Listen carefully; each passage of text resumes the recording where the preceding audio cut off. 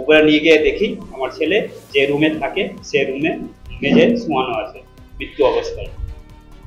তার মানে হোস্টেলের সুপারের সাথে আপনার কথা হয়েছে? হ্যাঁ, কারণ চৌধুরীর সঙ্গে আমার কথা হয়েছে। হোস্টেল সুপার তিনি? হ্যাঁ। অথচ তিনি আপনাকে কিচ্ছু বলেন? আমার কোনো ইনফরমেশন আগে থেকে দেয়নি। অথচ আপনি গিয়ে কি দেখলেন? আমি দেখলাম যে ঘরে থাকে আমার ছেলে, আরো দুটো রুমমেট ছিল, মানে যেহেতু 3 জনের রুম, আমার ছেলে নিচে আপনার শুয়ে রেখেছে মেঝেতে, আর দুটো ছেলে আমার পাশে ছিল।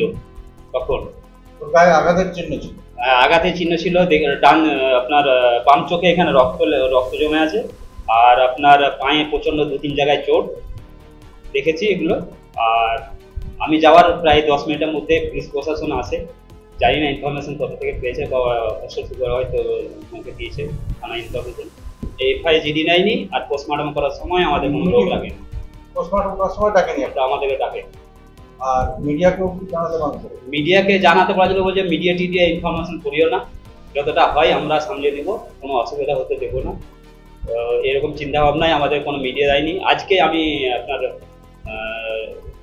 থানার এসআই শাহজাহান শেখ, ওনাকে আমি ফোন করলাম যে দাদা স্যার আমার আপনার পোস্টমর্টম রিপোর্টটা আমাকে দিলে ভালো হতো, তাহলে আমি আগে বাড়তে পারবো, বা আমি কিছু স্টেপ, যেহেতু আপনারা কোনো জিডি নেননি, আমি তো কিছুই এখন ধোঁয়াশায় পড়ে আছি, আমার ছেলের কি হলো না হলো আমি তো কোনো কিছুই বুঝতে পারছি না। তো উনি আমাকে উল্টাপাল্টা আরো থ্রেট দিয়ে আমাকে ধমক দিয়ে কথা বলছে। গ্যাস সিলিন্ডার দিবা, আর কিছু পারলে টাকা দিবা, আর আচার দিবা, এই বলে ফোন কাটলো। আমাকে বলছে কি করছো? ঘুমিয়ে আছি। আবার সকালে ফোন করছি ওর বাবাকে যে আমি তো দিব, তো ও তো আসবে রাস্তায়। ওকেও ফোন করছি, ফোন আর ধরছে না।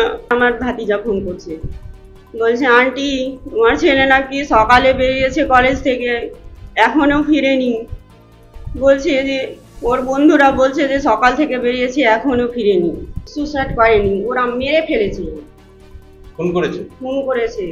ঝুলন্ত অবস্থায় পাওয়া গেছে। সেটা আড্ডা দেওয়ার ঘর, মানে ওখানে কি সব স্টুডেন্টরা থাকে? সব স্টুডেন্টরা আড্ডা দেয়, সময় অসময়ে গিয়ে আড্ডা দেয়, কিন্তু 12-14 ঘন্টা হয়ে গেল কেউ আড্ডা দিতেও যায়নি, তার কোনো খোঁজও হয়নি গোটা দিন ধরে। পরে যখন দাদা যাচ্ছে সেই মুহূর্তে বলা হচ্ছে, খবর দেওয়া হচ্ছে যে আপনার ছেলে নেই, পৃথিবীতে সুইসাইড করে মারা গেছে। দেহটা নিয়ে এসে আমরা দেখতেও পাইনি যে ফাঁসি ঝুলন্ত অবস্থা ছিল কিনা। এই ছেলেটা মারা গেছে আমাদের অঞ্চলের যতগুলো উঠতি ছাত্র আছে তার মধ্যে একটা ভালো ছেলে হিসেবে পরিচিত, মেধাবী অবশ্যই, এবং প্রত্যেকেই জানে ছেলেটার কোয়ালিটি কি। ও সুসাইড করতেই পারে না, ওর তো ইচ্ছা ছিল বড় কিছু হওয়ার, কারণ ওর বাবার সাথে আমার প্রতিনিয়ত কথা হয়, ও ছোট থেকে পড়াশোনা করে, তখন থেকে ওর সাথে টাচে আছে, ওর বাবার সাথে আমার ভালো সম্পর্ক। ও সুসাইড করতেই পারে না, ওকে প্ল্যান করে হোস্টেলেই মারা হয়েছে।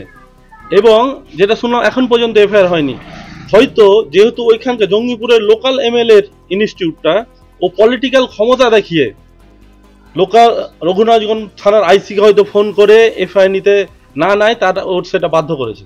এটা পরিষ্কার বোঝা যাচ্ছে, নাহলে একটা এফআইআর কেন নেবে না পুলিশ? পুলিশের তো এটা ডিউটি।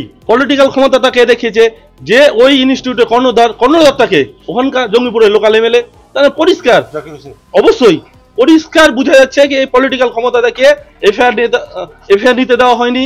এবং গার্জেন যে ঢুকেছে, কোথায় বডি ঝুলে ছিল তার আগেই শুনলাম ওর বেডের পাশে রাখা হয়েছে।